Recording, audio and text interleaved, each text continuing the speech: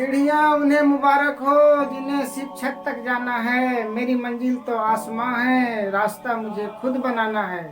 Hi, myself Mohammad Shoaib once again welcomes you all to my channel super 20 classes, जहां आज हम आपको पढ़ाने जा रहे हैं चैप्टर 3 क्लास 10th मैथमेटिक्स का रिमेनिंग पार्ट, जिसे हमने दो पार्ट में बांटा था, पार्ट 1 और पार्ट 2। पार्ट 2 को हमने पिछले वीडियो में बता दिया था और इस वीडियो में हम लोग करने जा रहे हैं पार्ट 1।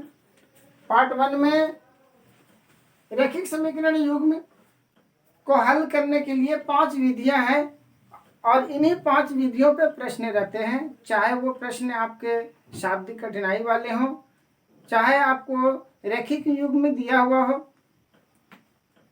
दोनों ही तरह से बस ये 5 विधियां ही लगती हैं। और पांचों विधि जो है, 5 विधि में इस 4 विधि को हमने अलग रखा है और इस एक विधि को जो है इसको अलग रखा है, क्योंकि 4 विधि जो है, ये 4 विधि किसी भी क्वेश्चन में लगाएंगे तो चारों विधियों से आंसर उसका एक ही आएगा और ये विधि इन चारों से हटके है। अब 4 विधि जो है इसमें से पहली विधि आपकी है ग्राफीय विधि द्वारा हल निकालना। इसका प्रश्न जो आता है वो 5 नंबर का आता है और बोर्ड की परीक्षा में अभी तक के जितने भी परीक्षाएं हुई है उसमें लगभग हर वर्ष ही ये क्वेश्चन 5 नंबर का ग्राफ का आता है। बनाने के लिए ग्राफ पेपर आपको जो कॉपी जो मिलती है उसके लास्ट पेज पे दिया हुआ रहता है, ग्राफ का पेज, और एक क्वेश्चन ग्राफ का देता ही देता है। तो इसमें 5 नंबर एकदम कंफर्म माने कि 5 नंबर का क्वेश्चन आता है। रही इन तीनों की बात, तो इन तीनों में से जो आता है वो 2-2 नंबर के क्वेश्चन बनते हैं। इन तीनों में से कोई भी एक विधि दे देगी, आपको दे दिया जाएगा पेपर में। अगर विधि के बारे में वर्णन कर दे, आपको बता दिया जाए कि इस विधि से करना है, तो फिर आपको उसमें वही विधि यूज करना है, अगर नंबर पूरे में से पूरे लेना है तो। और अगर विधि नहीं दिया है तो आप आजाद हैं, आप किसी भी विधि से प्रश्न को हल कर सकते हैं। चलते हैं 5वीं विधि पर। 5वीं विधि जो है इसमें भी जो प्रश्न आता है वो 5 ही नंबर का आता है। तो चैप्टर नंबर 3 से 2 प्रश्न बनते हैं 5-5 नंबर के,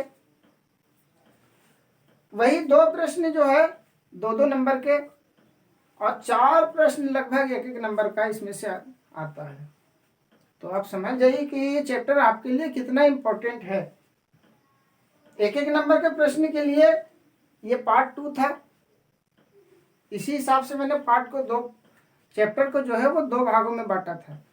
पहला भाग, जो दूसरा भाग जो था, ये 1 नंबर के प्रश्न वाला था। इसमें से जो भी पूछा जाता है वो ज्यादातर 1 ही नंबर के प्रश्न में पूछा जाता है। और ये जो पार्ट 1 जो है इसमें से आपके 2 नंबर के प्रश्न और 5 नंबर के प्रश्न पूछे जाते हैं। तो पहले जो है हम लोग 2 नंबर के प्रश्न वाली जो विधियां जो काम में आती है पहले इसको कर लेते हैं, उसके बाद 5-5 नंबर वाले प्रश्न की जो विधि है वो करेंगे। तो आप ही के बुक का एक क्वेश्चन ले लेते हैं।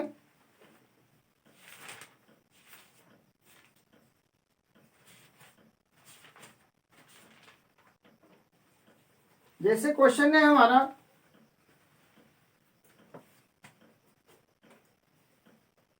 x + y = 5 और 2x - 3y = 4। अब देखिए, जैसा कि आपको बताया कि प्रश्न कोई सा भी हो और विधि कोई सा भी लगाए, एक ही प्रश्न में सारी विधि लगाएंगे, चारों सबसे आंसर एक ही आएगा। तो हम हर विधि के लिए अलग क्वेश्चन क्यों लें, हम तीनों विधियों को आपको एक ही क्वेश्चन से में यूज करके दिखाएंगे।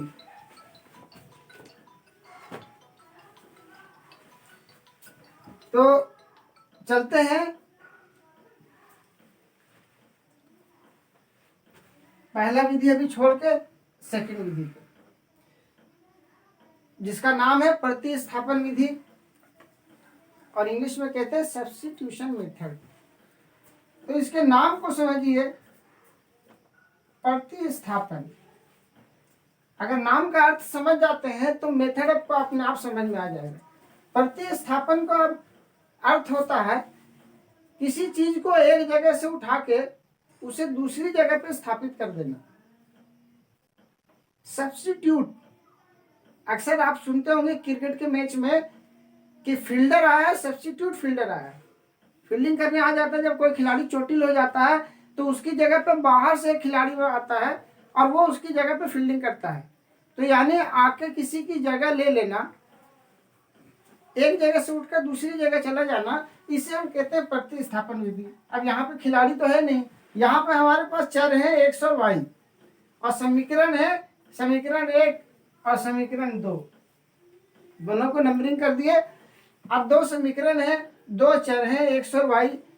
एक समीकरण में से एक चर को उठाना है, एक चर का मान लेना है, उसे दूसरे समीकरण में रख देना है।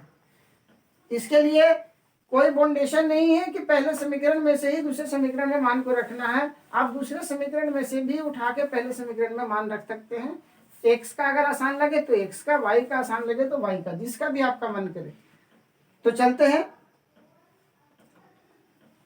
यहां से हम अगर x का मान निकाल लेते हैं तो x बराबर हो जाएगा 5 माइनस वाई। और अब हम लोग कहेंगे x बराबर 5 माइनस वाई समीकरण नंबर 2 में रखने पर हमें क्या प्राप्त होता है। तो समीकरण नंबर 2 को हम उतार देते हैं as it is.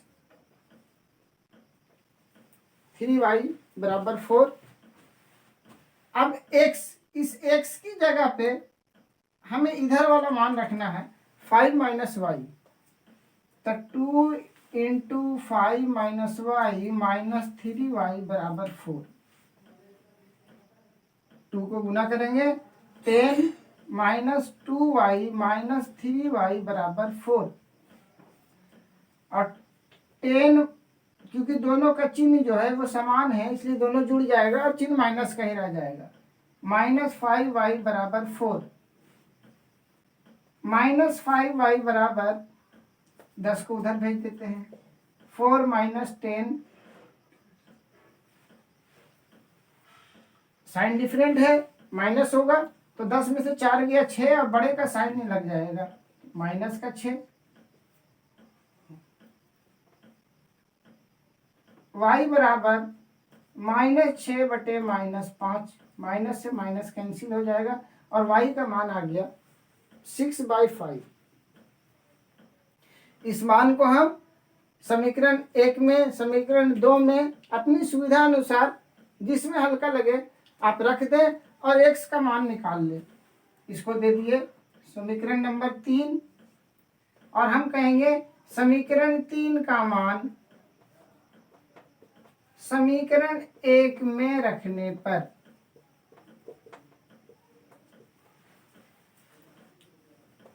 x plus 6/5 बराबर 5। समीकरण के लिए एक चीज ध्यान रखें, यह होता है लेफ्ट साइड LHS और ये हमारा RHS राइट हैंड साइड। तो जब भी आप एलसीएम लें तो ऐसा नहीं करें कि LHS में आप एलसीएम लें फिर RHS में लें, उधर सॉल्व करें। समीकरण में एक नियम का आपको ध्यान रखना है कि एलसीएम जो लेना है वो पूरा सबका लेना है और उस एलसीएम से सारे पदों को गुना कर देना है। इससे क्या होगा, आपका दोनों कंडीशन में आंसर तो सेम ही आएगा लेकिन आपके 2 स्टेप्स बच जाएंगे। तो इन सबका एलसीएम है 5, 5 से इन सब पदों को गुना कर देते हैं। तो 5 से x को गुना करेंगे तो x गुने 5, 6/5 गुने 5 बराबर 5 गुने 5। यह हो गया 5x, यहाँ 5 से 5 कट गया और बचा हमारे पास 6, ये हो गया 25। और 5x बराबर हो गया 25 माइनस 6, तो x बराबर हो गया 19/5। तो हमारा समीकरण का हल क्या निकला, समीकरण का हल निकला x बराबर 19/5 और y बराबर 6/5। इसे हम लोग कहते हैं प्रतिस्थापन विधि, और ये प्रतिस्थापन विधि आपका हो गया खत्म। अब इसी क्वेश्चन को हम लोग करेंगे विलोपन विधि से, जिसका दूसरा नाम है लुप्तीकरण विधि और एलिमिनेशन मेथड। तो जैसा कि प्रतिस्थापन विधि में आपको बताए थे कि नाम में ही सारा काम छुपा हुआ है, दूसरे मेथड का भी नाम में ही सारा काम छुपा हुआ है। लुप्त मतलब होता है गायब होना या गायब करना। एलिमिनेट का मतलब होता है हटाना। तो अब इसमें हम लोग क्या करने वाले हैं, किसी एक को गायब करेंगे, चाहे एक्स को चाहे वाई को। गायब करने से पहले उसके कुछ नियम हैं। गायब कब होगा, जब चर के गुणांक बराबर होंगे, चाहे एक्स का चाहे वाई का। आपको जिसको आसान लगे उसका चर उसके गुणांक को आप बराबर कर दें। जैसे यहाँ पे है 1x, यहाँ पे है 2x, यहाँ पे है 1y, यहाँ पे है 3y। जिसे चाहे उसे आप बराबर कर सकते हैं। एक्स को ना करके हम लोग वाई को कर देते हैं। तो इस समीकरण को 3 से गुना करेंगे। समीकरण 1 को 3 से गुना करने पर हमें क्या प्राप्त होता है, हमें प्राप्त होता है x प्लस 3 गुने वाई बराबर 5। 3x प्लस 3y बराबर 15। जब गुना करेंगे तो इस समीकरण में जितने पद हैं सबको गुना करेंगे, तो 3x प्लस 3y बराबर 15। इसको नाम दे दिए समीकरण नंबर 3। अब जिसका हम गुणांक बराबर किए हैं y का, उसके चिन्ह को देखना है। एक का चिन्ह माइनस है, एक का चिन्ह प्लस है। अगर साइन जो है डिफरेंट रहेगा तो जोड़ेंगे, और साइन अगर सेम रहेगा, चाहे माइनस का हो चाहे प्लस का हो, तो हम उसे घटाएंगे। तो यानी समीकरण 2 और समीकरण 3 को हम लोग जोड़ेंगे, क्योंकि साइन डिफरेंट है। तो जोड़ देते हैं, समीकरण 2 लिख देते हैं और उसके नीचे समीकरण 3 लिख देते हैं।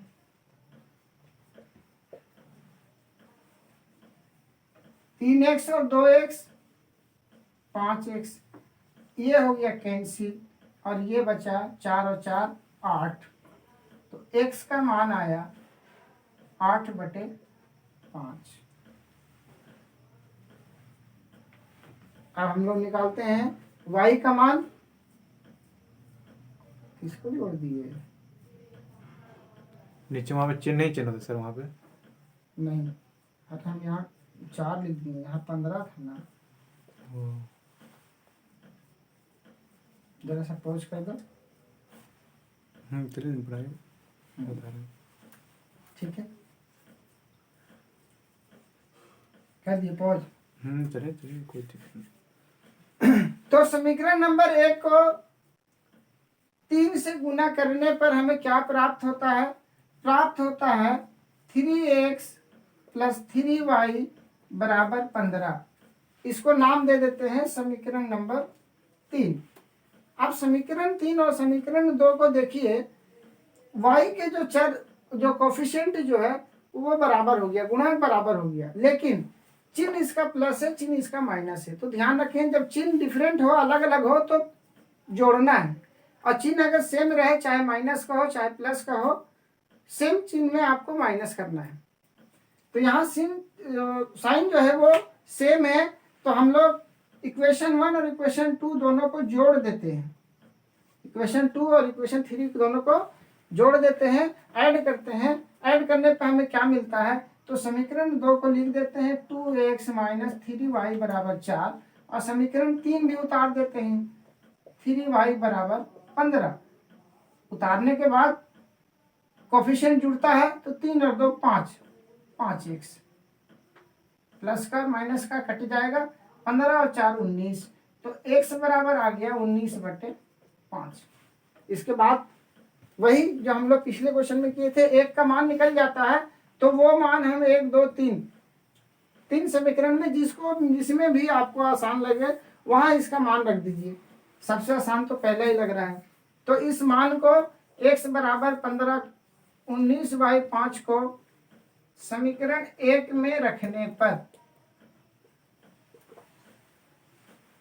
क्या हो जाएगा हमारा 19/5 प्लस y बराबर 5, जिससे हमें y मिलेगा। ये जो अचर पद है इसको अचर पद सजातीय पद में मिला देते हैं। 5 माइनस 19/5 और y बराबर हो जाएगा 5 × 25, 25 में से 19 गया तो 6/5। पिछली बार भी हमारा आंसर यही आया था, x बराबर 19/5 और y बराबर 6/5। तो आ गया दोनों मेथड से सेम। इसी तरह है हमारा तीसरा वज्र गुणन विधि। अब ये वज्र गुणन विधि क्या है, इसको मिटा देते हैं, क्वेश्चन रहने देते हैं, क्योंकि हमने आपसे पहले ही कहा है कि एक ही क्वेश्चन से हम सारे मेथड बता देंगे और सारे मेथड से वही आंसर आएगा। इस चीज का आपको विश्वास भी हो जाएगा कि हाँ सारे मेथड से वही सेम आंसर आता है, हम कोई सा भी मेथड यूज करें। वज्र गुणन विधि जो है क्रॉस मल्टीप्लिकेशन मेथड जो है, इसमें सिर्फ कोफिशिएंट्स काम में आते हैं, गुणांक काम में आते हैं। जैसे यहाँ x का गुणांक है 1, y का गुणांक है 1, लेकिन उससे पहले इसे जो है समीकरण को जो है जो स्टैंडर्ड फॉर्म होता है उसमें लिखना होता है। अभी ये स्टैंडर्ड फॉर्म में नहीं है। स्टैंडर्ड फॉर्म हमारा होता है ax plus by plus c बराबर 0। तो इन दोनों समीकरणों को हम पहले स्टैंडर्ड फॉर्म में लिख देंगे। स्टैंडर्ड फॉर्म में लिखने के बाद कैसा लगेगा, कैसे होगा ये, तो ये x प्लस y माइनस 5 बराबर 0 और इसको दे देंगे समीकरण नंबर 1। इसी तरह इसको भी हम स्टैंडर्ड फॉर्म में बदलते हैं, तो x माइनस 3y माइनस 4 बराबर 0। अब इन दोनों समीकरणों को इससे कंपैरिजन करने पे हमें क्या मिलता है, दो समीकरण है तो a1 b1 c1 a2 b2 c2। तो a1 बराबर हमें मिलेगा 1, b1 बराबर हमें मिलेगा 1, c1 बराबर है -5, a2 बराबर 2, b2 बराबर -3 और c2 बराबर है -4। वज्र गुणन विधि जैसा कि आपको बताया, ये गुणांकों से ही सिर्फ खाली इसका आंसर निकलता है, इसके गुणांकों का गुना होता है। अब इसका गुना कैसे होता है, तो गुना करने के लिए आपको तरीका बताते हैं। a1 के नीचे a2 लिखिए, b1 के नीचे b2, c1 के नीचे c2 और एक a1 a2 और लिख दीजिए, यानी कि शुरू में भी a1 a2 और लास्ट में भी a1 a2। अब गुना जो होता है वो राइट हैंड साइड की तरफ से होता है, यानी कि ये गुना होगा इससे, पहले ये लिखाएगा, उसके बाद ये गुना होगा इससे मगर ये लिखाएगा माइनस के साथ। इसी तरह ये गुना होगा इससे, पहले ये लिखाएगा और बाद में जो होगा ये गुना होगा लेकिन ये लिखाएगा माइनस के साथ। ठीक उसी तरह ये गुना होगा इससे और इसके बाद होगा गुना ये, लेकिन लिखाएगा किसके साथ, माइनस के साथ। कुल कितने जोड़े हो गए, 3 जोड़े। और इसे हम लोग लिखते कैसे हैं, तो लिखते हैं x बाय स्टार्ट जो होता है, स्टार्ट यहां से होता है b से,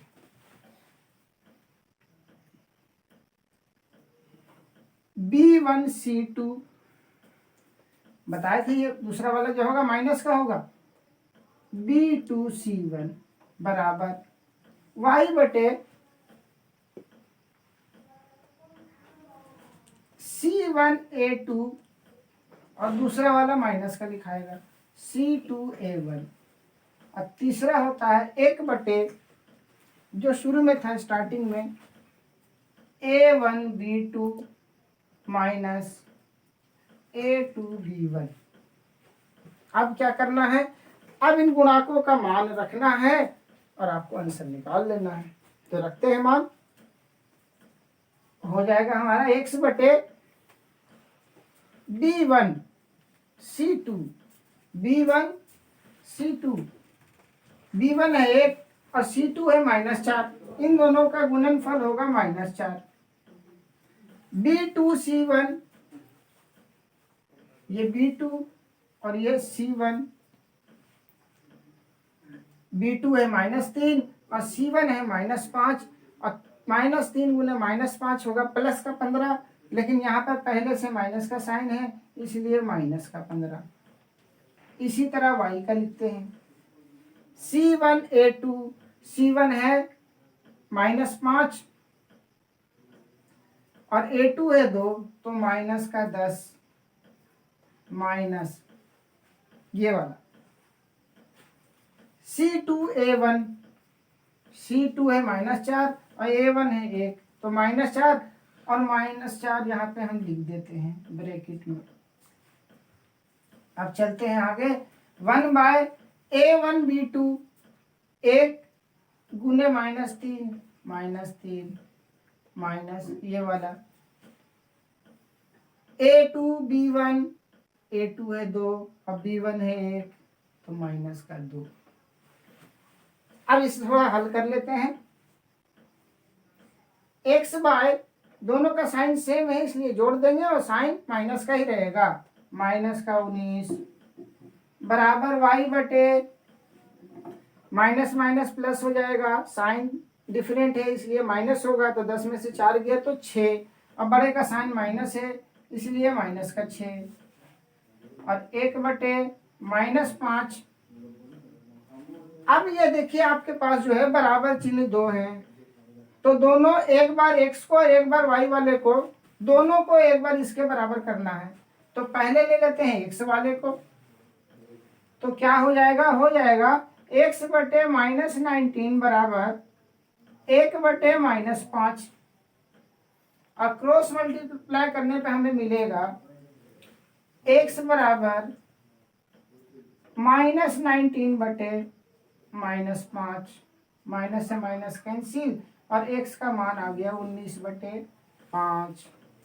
इसी तरह y वाला ले लेंगे इसके साथ तो y बटे -6 बराबर 1 बटे -5 और y बराबर -6 बटे -5 तो y का मान आ गया 6 बटे 5। तो बच्चों देखा आपने तीनों ही मेथड से एक ही प्रश्न को सॉल्व किया और तीनों ही मेथड से x और y का मान वही आया। तो ये हमारी 3 विधियां हो गई खत्म। अब इन तीनों विधि में से कोई भी दे दे आपको, आराम से बिना डर के करके आना क्वेश्चन, ये आपके 2-2 नंबर के प्रश्न में आते हैं। अब हम लोग चलते हैं अपने चैप्टर के लास्ट टॉपिक 5 नंबर के प्रश्न वाले क्वेश्चन पे। तो पहले हम लोग लेते हैं ग्राफीय विधि, इसको मिटा देते हैं।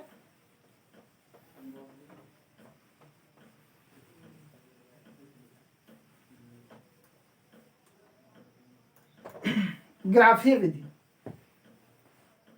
ग्राफीय विधि का क्वेश्चन जो है वो ग्राफ द्वारा हल निकाला जाता है। तो इसके लिए हम चाहते हैं कि पहले आपको थोड़ा सा ग्राफ भी समझा दें, इसीलिए मैंने इस क्वेश्चन को बाद में लिया है। ग्राफ अगर नॉलेज है तो अच्छी बात है, इसकी नहीं है किसी चीज की तो थोड़ा बहुत, ज्यादा तो नहीं लेकिन थोड़ा सा इसकी नॉलेज आपको दे देते हैं। ये हमारा कार्तीय तल जो होता है, कार्टेशियन प्लेन होता है, जिसपे ग्राफ जो बनता है 2 लाइंस होती है, एक हॉरिजॉन्टल और एक वर्टिकल। हॉरिजॉन्टल अर्थात क्षैतिज रेखा और वर्टिकल ऊर्ध्वाधर रेखा। इस क्षैतिज रेखा को हम लोग कहते हैं एक्स अक्ष और इसे कहते हैं वाई अक्ष। एक्स अक्ष में आप लोग जानते हैं कि इधर वाला मान पॉजिटिव होता है और इधर वाला मान नेगेटिव होता है। इसी तरह वाई अक्ष में ऊपर वाला मान पॉजिटिव होता है, नीचे वाला मान नेगेटिव होता है। इसकी जो शुरुआत जो होती है, स्टार्ट जो होता है, ये बीच से स्टार्ट होता है, यहाँ से। इसको कहा जाता है मूल बिंदु यानी कि ओरिजिन, इसे ओ से डिनोट किया जाता है। पहली चीज, ये जो 4 भाग जो हैं बटे हुए, इन चारों भागों को चतुर्थांश कहा जाता है। ये हमारा पहला चतुर्थांश, ये दूसरा, ये तीसरा और ये चौथा। बोर्ड में इससे भी आपको क्वेश्चन डायरेक्ट पूछ लिया जाता है।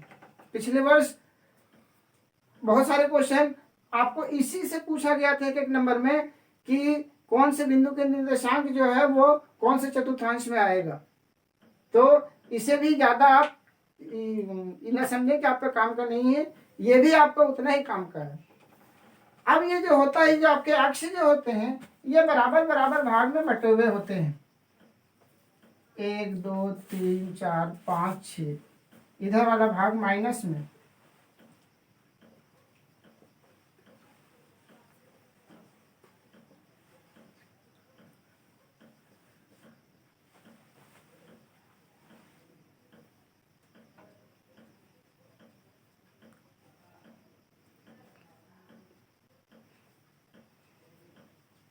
ये हमने ग्राफ की दोनों अक्षों को जो है ना कंप्लीट कर लिया। अब चलते हैं इसके ग्राफ में क्या क्या होता है।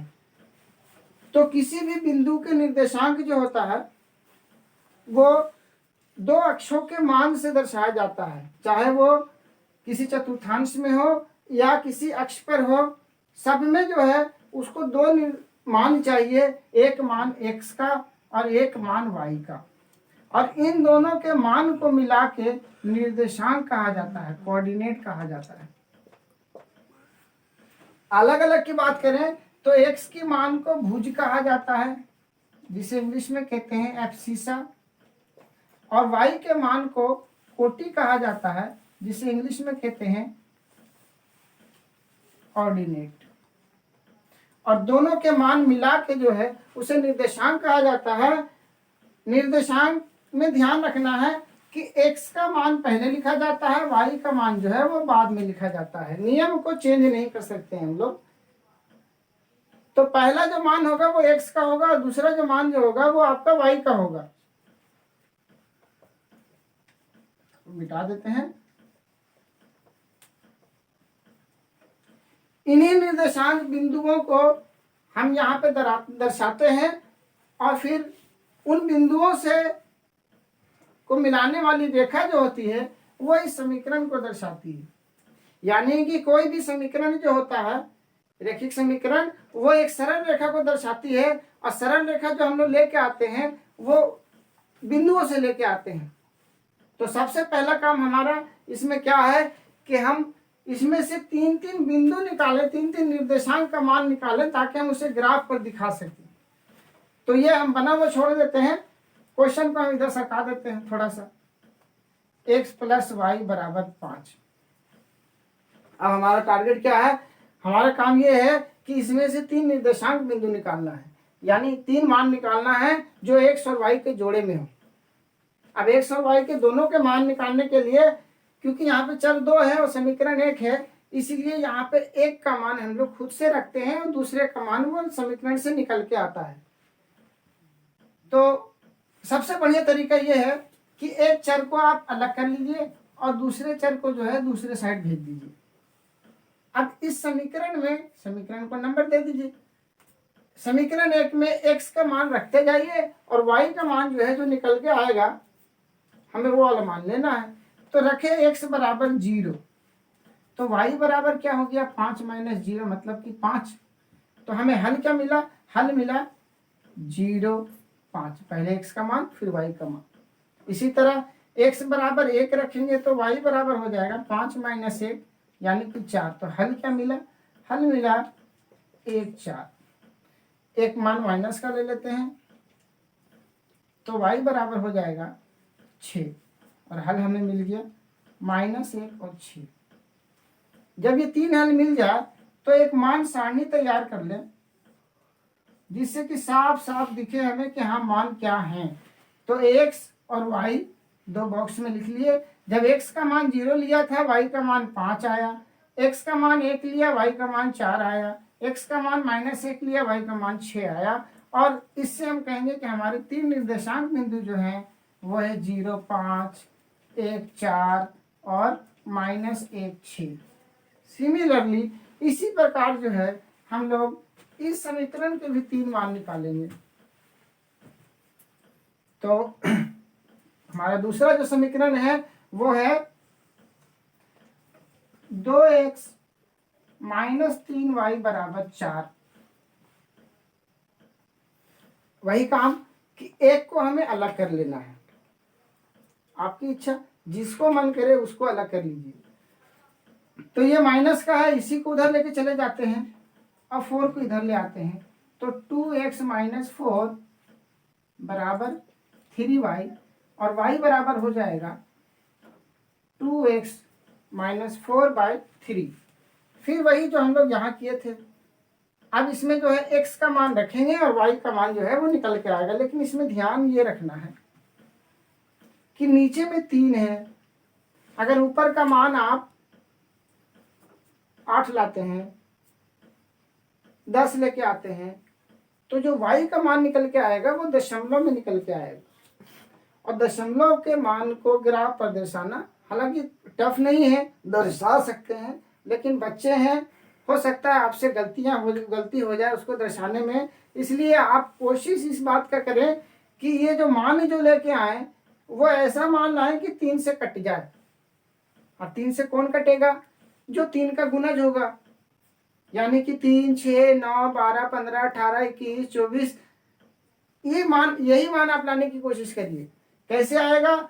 तो मेरे पास है -4, -4 में कितना जोड़ेंगे कि 6 होगा, तो -2। -2 कैसे होगा कि x की जगह पे हम -1 लेंगे, तो ले लेते हैं x बराबर -1।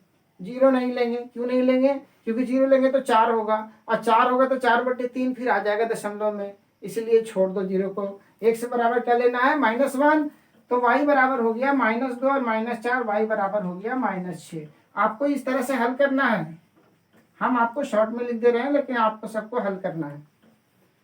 दूसरा मान जो है, फिर से आ जाओ, -4 है, तो x का मान क्या लें? 5 लेते हैं अगर, तो 5 दूनी 10 है, 10 में से 4 गया तो कितना?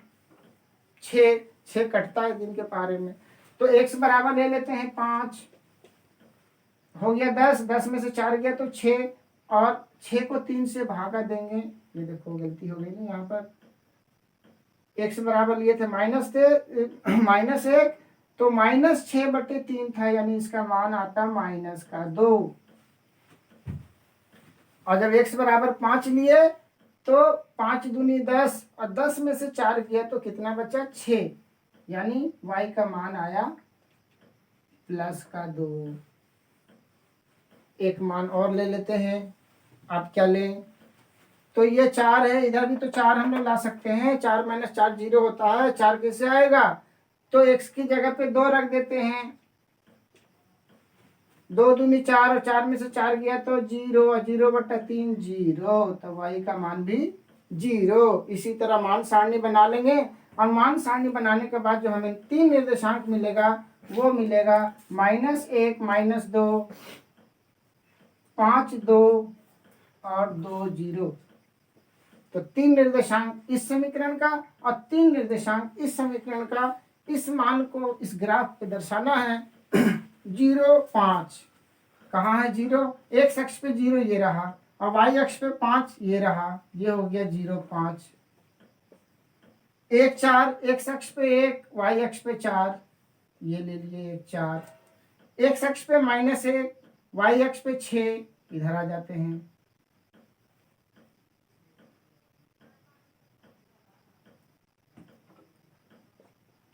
ये जब इसको आप मिलाइएगा स्केल से, तो ये सब एक रेखा में आएगी, और इस रेखा को बढ़ा के इस रेखा पर लिख देना है समीकरण x + y = 5। एक समीकरण आपका कंप्लीट हो गया। दूसरा समीकरण पे चलते हैं। तो 3 बिंदु, निर्देशांक बिंदु है हमारे पास। पहला लेते हैं -1 पर -1, -1 x का और -1 y का, ये हो गया, सॉरी -2 है, -1 पर -2, तो -1 -2। x 5 है, y 2 है। x 5 कहाँ है? यहाँ है, और y 2 कहाँ है? बस इसके सीधे यहाँ पर आ जाइए, 5, 2। x 2 y 0 कहाँ है? तो ये रहा x 2 और y 0। x अक्ष पे वाई का निर्देशांक 0 होता है और वाई अक्ष पे एक्स का निर्देशांक 0 होता है। इसको भी आप जब मिलाएंगे तो ये भी देखिए एक सरल रेखा होगी। हालांकि हमने तो हाथ से बनाया मगर फिर भी तीनों बिंदु जो है वो एक रेखा में आ रही है। अब ये जहां पे ये कटेगा इससे एक परपेंडिकुलर लाइन यहाँ डालें और इससे एक परपेंडिकुलर लाइन यहाँ पे डालें। ये मान आपको बताएगा x का मान और ये मान आपको बताएगा y का मान। x का मान कितना था याद है? x का मान था 19/5। सही बोले? 19/5 कितना होता है? लगभग 4 के बराबर। देखो 3 और 4 के बीच में है कि नहीं है?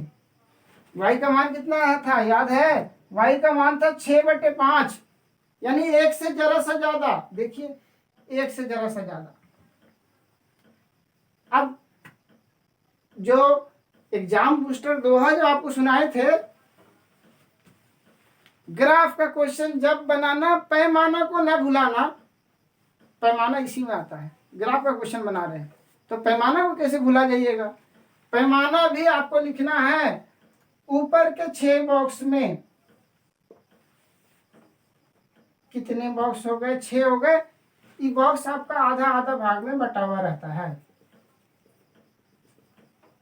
ठीक है, पहले बॉक्स में लिखे ऊपर में x अक्ष पर और दूसरे में लिखे y अक्ष पर। ये जो होता है एक बॉक्स जो होता है इसको हम लोग 1 इकाई भी कहते हैं और 1 सेंटीमीटर भी कहते हैं। डिपेंड करता है कि जो आपको मान दिए हुए हैं उसका इकाई दिया हुआ है या नहीं दिया हुआ है, उसका यूनिट दिया हुआ है या नहीं दिया हुआ है। तो अभी जो हमने मान लिया था इसका कोई इकाई नहीं है। ये रुपया है, पैसा है, मीटर है, किलोमीटर है, लीटर है, केजी है, क्या है हमें कुछ अभी पता नहीं है। इस सिचुएशन में आपको लिखना है इसको एक बॉक्स को 1 सेंटीमीटर। अगर दे दे कि ये लंबाई है, चौड़ाई है या मीटर है, बच्चों की हाइट है, तब फिर आपको लिखना है इसको 1 इकाई। तो अभी हम लोग लिखेंगे 1 सेंटीमीटर बराबर एक बॉक्स का मान कितना लिए हैं? 1। हम लोग ज्यादा भी ले सकते हैं, अगर मान ज्यादा रहेगा तो 2 का पहाड़ा, 3 का पहाड़ा। एक अक्ष पे जो है जो पहाड़ा लिखेंगे वो सेम लिखेंगे, चाहे 2 का चाहे 3 का। तो अभी 1 का लिए तो 1 सेंटीमीटर बराबर 1 इकाई और y अक्ष पर लिखेंगे 1 सेंटीमीटर बराबर 1 इकाई। और इस तरह से आपका क्वेश्चन हो गया कंप्लीट। 5 नंबर। इस 5 नंबर को एकदम नहीं छोड़ें। ये 5 नंबर एकदम समझिए कि आपका रखा हुआ है। आपको क्वेश्चन कैसा भी दे दे इससे हल्का नहीं मिलेगा 5 नंबर में आपको क्वेश्चन, और लगभग ये हर साल आता है। अब आते हैं हम अपने आखिरी टाइप की तरफ, 1/x 1/y।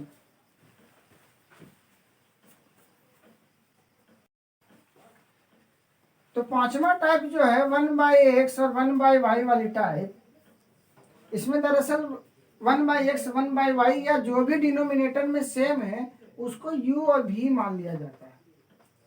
और ये इसलिए माना जाता है कि अगर हम इसे u और v नहीं मानेंगे और अगर x y का एलसीएम लेते हैं तो ये आता है xy, और बराबर में इधर अगर कुछ है तो ये हमारा एक चर और xy बढ़ जाता है। और ये ना बढ़े इसलिए हम इसे u और v मान लेते हैं, क्योंकि 3 चर होने पर हमें 3 समीकरण चाहिए हल करने के लिए, और 2 समीकरण है इसलिए 2 चर से हमें हल निकालना रहता है। तो इसके लिए आपका एक्सरसाइज जो है वो है 3.6। तो स्टार्टिंग में तो हालांकि आपको सीधा सीधा क्वेश्चन दिया हुआ है, हम सीधा सीधा नहीं थोड़ा घुमावदार क्वेश्चन लेना चाहते हैं, और ऐसा क्वेश्चन लेना चाहते हैं कि जिसमें बच्चे अक्सर फंस जाते हैं। जैसे ग्राफ में भी हमने लिया तो बटे का क्वेश्चन इसलिए लिया कि अगर कोई अंक अगर नीचे आ जाएगा तो फिर आपको मान कैसे निकालना है ये चीज़ हमको बताना था। उसमें ग्राफ में एक चीज़ और आपको बताना था कि मान जो भी आप लेते हैं तो बहुत सारे बच्चे 2 ही निर्देशांक निकालते हैं। 2 निर्देशांक नहीं निकालना है, कम से कम निर्देशांक बिंदु 3 निकालना है। 2 से तो आप कहीं सी सीधी रेखा खींच सकते हैं, तीसरा बिंदु रहेगा तभी आपका पता चलेगा कि वो एक सीधी रेखा में आ रही है नहीं आ रही है। तो कम से कम 3 बिंदु ले। तो एक्सरसाइज है आपका 3.6 क्वेश्चन नंबर 2 का दूसरा क्वेश्चन है, 2 महिलाएं और 5 पुरुष एक कसीदे के काम को साथ साथ 4 दिन में पूरा करते हैं। तो 2 महिलाएं एवं 4 पुरुष एक कसीदे के काम को, नहीं 4 नहीं 5 पुरुष, ये दोनों मिल के किसी काम को 4 दिन में पूरा कर देते हैं। अगर इनकी संख्या जो है चेंज कर दी जाए, किस तरह से कि महिलाएं 3 हो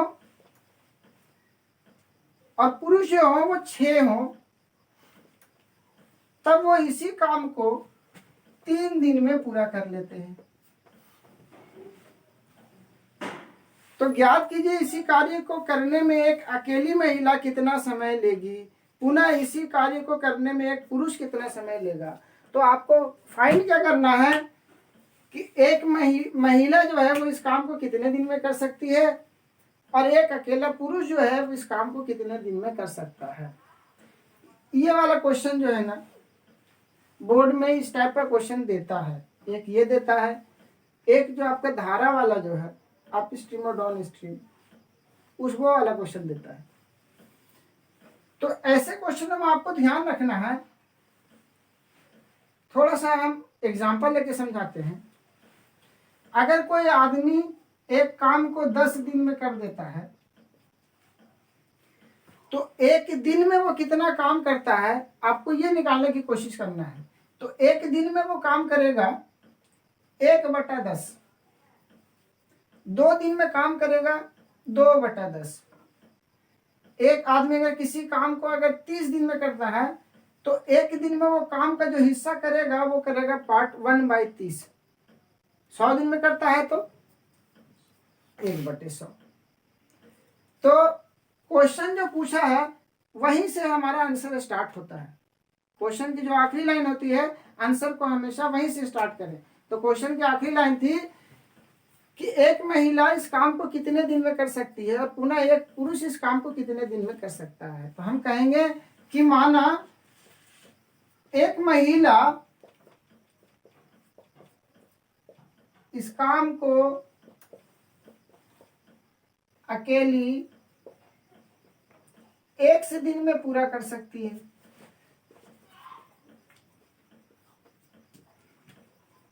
इसी प्रकार एक पुरुष इसी काम को अकेले Y दिन में पूरा कर सकता है। ठीक है, अब काम को X दिन में पूरा कर सकता है, वो Y दिन में पूरा कर सकता है। अभी भी बताए थे 10 दिन में पूरा करेगा तो एक दिन में कितना काम करेगा 1/10। 30 दिन में कोई काम को पूरा करता है तो एक दिन में कितना काम करेगा 1/30। तो ये महिला जो 1 दिन में करेगी, एक दिन में कितना काम करेगी, एक दिन में करेगी 1/x। और पुरुष एक दिन में कितना काम करेगा, वो करेगा 1/y। तो एक महिला तथा एक पुरुष द्वारा एक दिन में किया गया कार्य क्या होगा 1/x + 1/y। और ये कितने दिन का काम है 4 दिन का। महिलाएं कितनी हैं 2, पुरुष कितने हैं 5।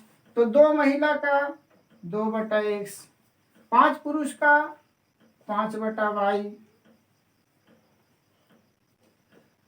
और कितने दिन, ये एक दिन का था 4 दिन। पूरा काम को 1 कहा जाता है।